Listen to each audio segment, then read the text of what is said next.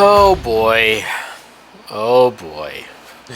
What is up, everybody? My name is Mike Brown, aka Review King MB, and for some reason, I decided to watch for the very first time The Haunted Mansion.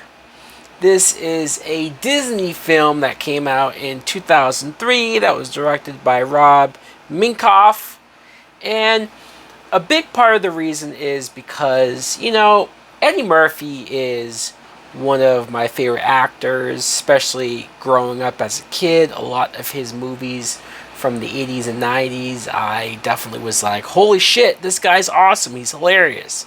And then he had what I would like to call the dark ages, the dark period of his career where he just, whether it was him losing his comedicness, which I find it hard to believe. It just seemed like he was in this I need to make nothing but dumb, bad family films. And I think this is smack dab in the middle of that horrible, horrible time. The movie started off, and I said to myself, okay, this isn't horrible, right? Yes, it's very cliched. Yes, the writing isn't great. You have Eddie Murphy as this realtor who is doing so well. He's selling, what did he say, 6 or 7 homes in 1 month. Like, he's on a roll, and herein lies the problem. And here is the moment where I rolled my eyes, because you see his wife and you see his kids complain. Oh, you've missed this soccer game. Oh, you haven't been here for this. Or, oh, you were late for that. And believe me, I get it. I'm not saying that somebody should be all about their work 100% and never be around. But this is an honest guy. This is a hard working guy. He is making some great money for you to be able to have a nice and comfortable life. He's trying to plan family vacations and trips. I mean, sure, maybe something comes up, maybe stuff happens. That's fucking life. Tough shit. I don't know. Maybe you guys think I'm being too harsh. Maybe you guys are like, no, blah, blah, blah. But he could have been a deadbeat. He could have been a loser. He could have been a guy who just doesn't have shit going on, who's struggling. And I feel like I've seen Eddie Murphy play this before. A father who is considered a workaholic and his kids and wife are giving him shit for working too hard. It's like, I've seen this over and over again. But that's where we get this trip of he gets a call last minute to sell this haunted mansion. And it's been a really hard house to sell. So when he gets the call, he thinks, oh shit, I can do this really quick. So he brings the family along with him. And what do you know? There's a big storm and they're rained in and they have to spend the night. And that's where the ghouls and the ghosts and the goblin come out to play. And it was at the ghosts part where I mentally checked out. I mean, the movie was already at a certain level of me being disinterested, just from a cliched standpoint, just from I've seen this plot 1,000 times, so it had that. But I said to myself, Eddie Murphy's at least charming.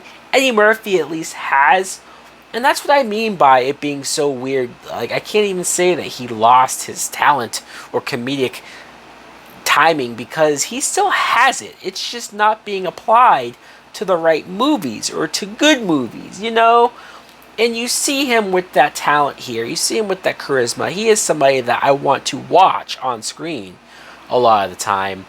It's just, I didn't care about the kids. I'm not going to say that they were the worst actors in the world, but didn't care when they were on screen. His wife is played by Marsha Thomason, and beautiful woman. Absolutely beautiful. But I didn't get a whole lot out of her either. She was just kind of here.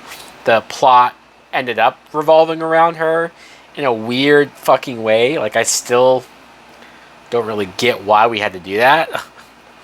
And then the guy that owns the mansion, he's played by Nathaniel Parker. At first I thought he was going to be the main villain.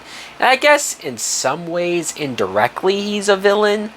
but it's more Terrence Stamp. Terrence Stamp plays the butler, who you find out is kind of behind all of the nefarious acts. And Terrence Stamp is good. I mean, it's hard to get Terrence Stamp in a movie, no matter what the movie is, no matter what the role is, and him to deliver a bad job. He's going to be good as well.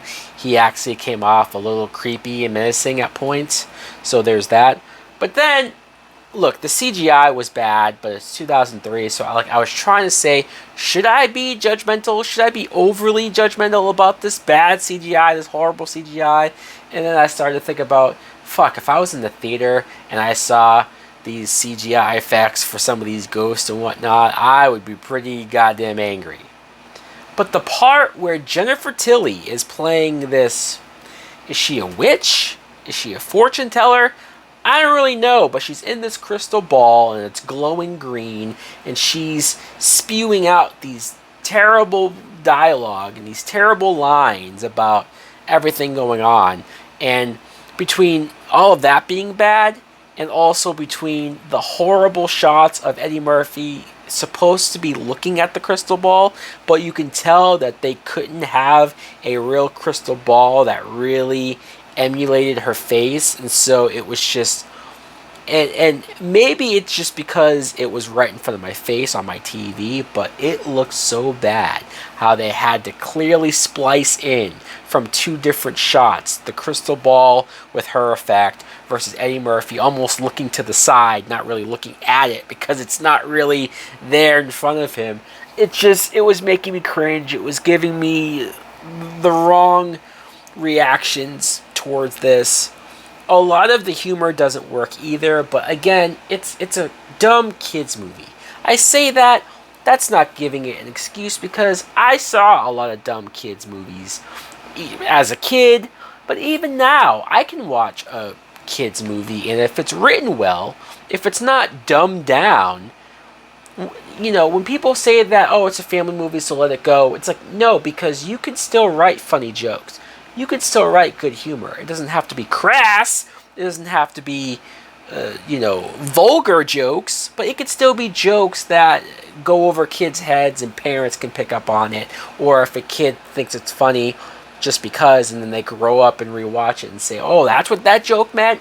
None of that's going on here. A lot of the humor is just bad, bad, bad. The singing head statues got on my goddamn nerves. So much of this movie, I couldn't wait for it to end. It's only an hour and a half long, so it's not like it's the longest movie in the world.